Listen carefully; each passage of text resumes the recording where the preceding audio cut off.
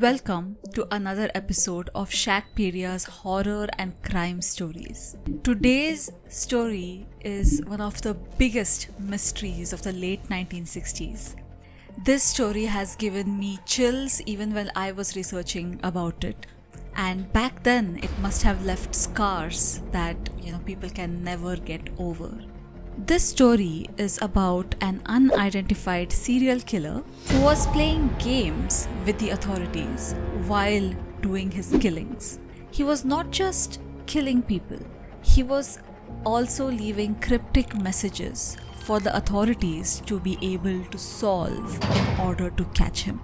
This kind of serial killing had never happened before, which means it was new to everybody and it had taken up so much of the media space, it had taken up so much of effort from the police force back then that these cryptic messages were impossible almost to solve.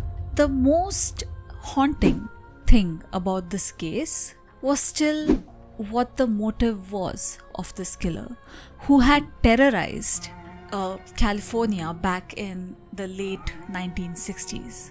What was the motive? Why did he engage in these killings?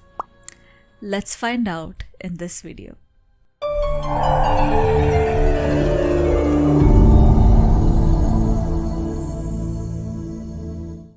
Chapter 1: The Victims.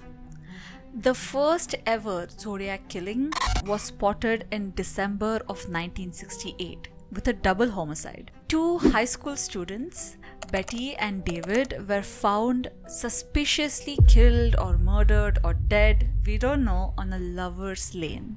Now, they were shot on a secluded lane, which made this even more suspicious.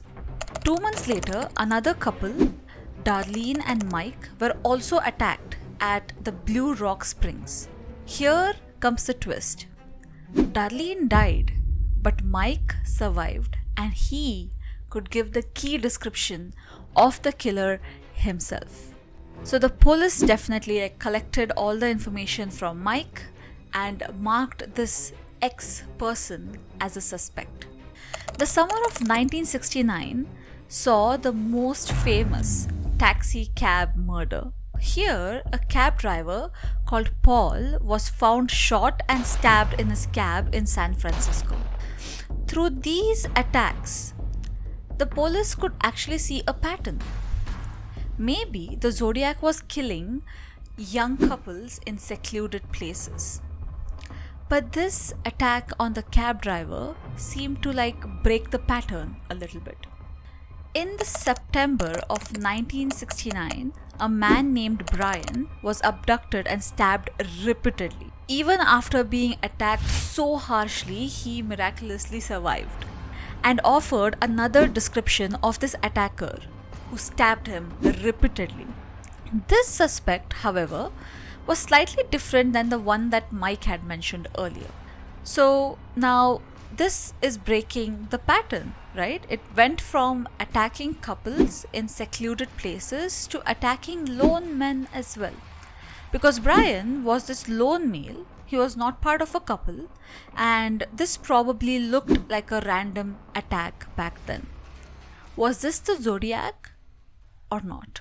Chapter 2: The Cryptic Messages. Like I said earlier, the Zodiac was not only killing people, but he was also mocking the authorities by leaving cryptic messages behind. These messages showed that he craved for attention. Sending taunting letters and bizarre ciphers to the local newspapers was only an indication that he only craved attention at the time. These ciphers, some believed, contained details about the murders. And this became a national obsession.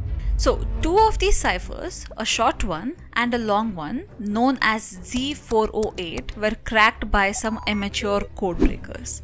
You can imagine how a serial killer is leaving, ciphers or puzzles, and people are actually solving it to know what's going to happen next.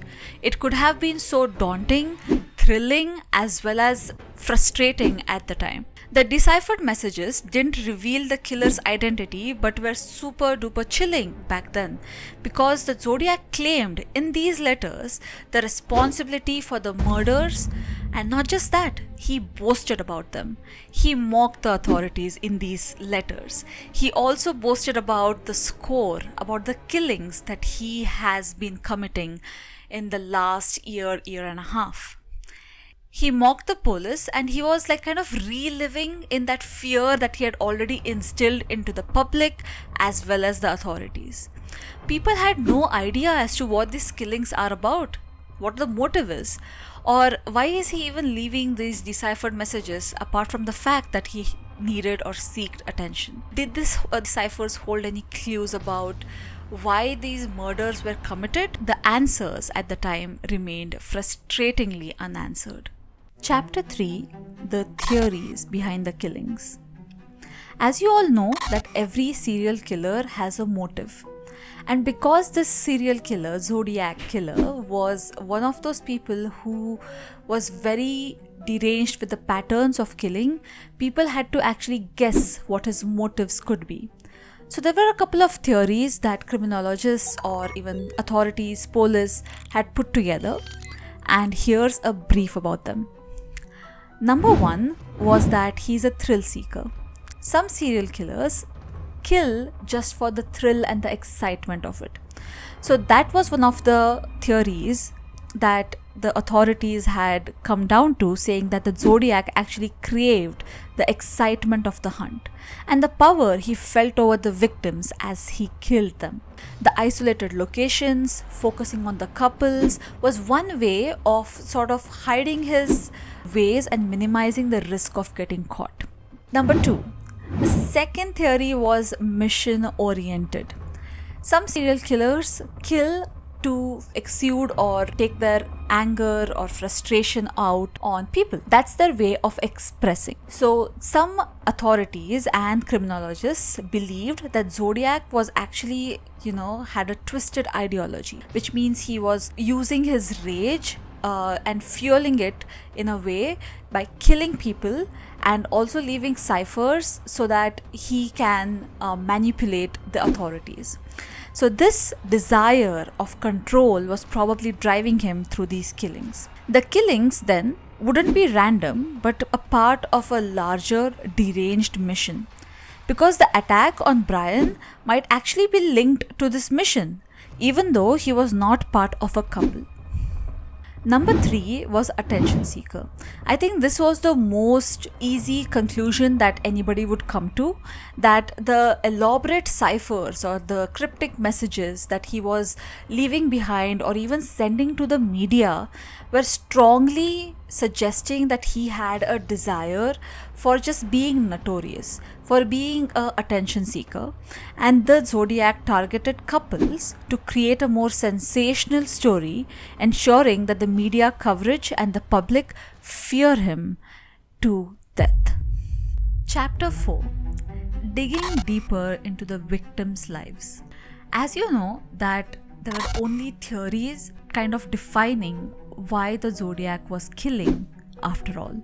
However, there could be a possibility to figure out his motive by identifying patterns, and that can be done only by understanding the background of these victims themselves. There were 3 different sections under which these victims were drilled down and their backgrounds were researched. Number 1 was just their economic and general background research. This included research into the victims' backgrounds that hasn't revealed any clear links, because all of them were from different social circles and they had varying personalities that seemed to have no connection to the Zodiac before their attacks. The second one was location analysis. As we know that the first 2 couples were actually killed in secluded areas. So there were theories around finding out if there were any commonalities between the locations that these people were killed in. The attacks occurred in Northern California. That was one of the top tier analysis that people had made. But the locations within themselves seemed somewhat random. This suggested an opportunistic element.